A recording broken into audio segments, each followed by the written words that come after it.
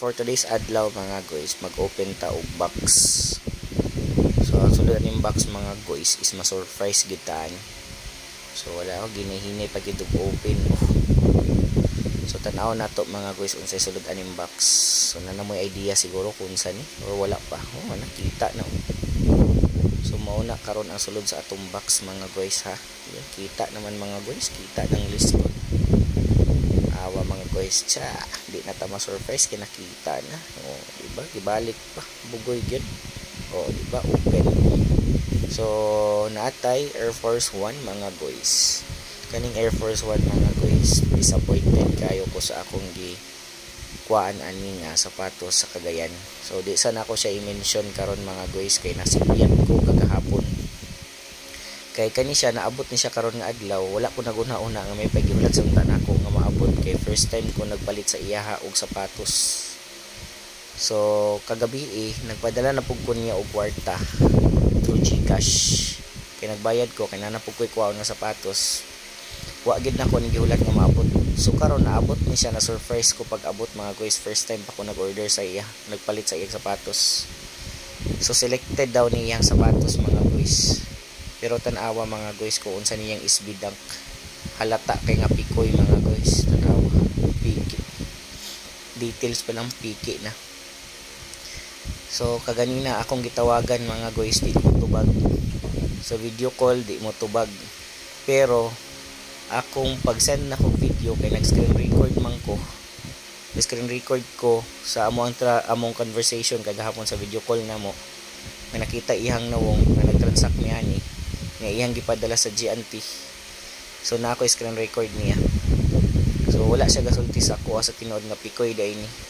Kay lahi man ko ni sa picture, gwapo kay pagkakuha sa picture ba. So nautana ko niya legit daw.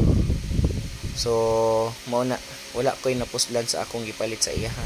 Dari ko na excite sa Chanel. Kaya abi ko legit ning Chanel.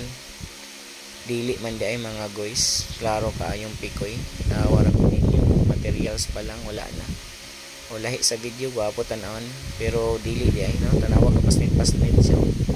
Sumo ni ang pikoy. So pikoy negative na ko ani ako investment upat ka sapatos. Wala gid mga guys. Wala gid siya. Bantog kay dali-dali nagpadala. So si piatsad ko kay wala ko gikuha og details mo lagi salig lagi ta. Ang problema nagpadala pag ko kwarta kagabi. Napod siya coming akong gichatan nga dili na lang ipadala ang akong gikuha nga sapatos kay basin og piki gihapon niya ipadala. Iyag yung gipadala gipugos niya ipadala sa GNT. So napadala na. At least po nagipadala pud niya, wala pud niya gidaga ng kwarta.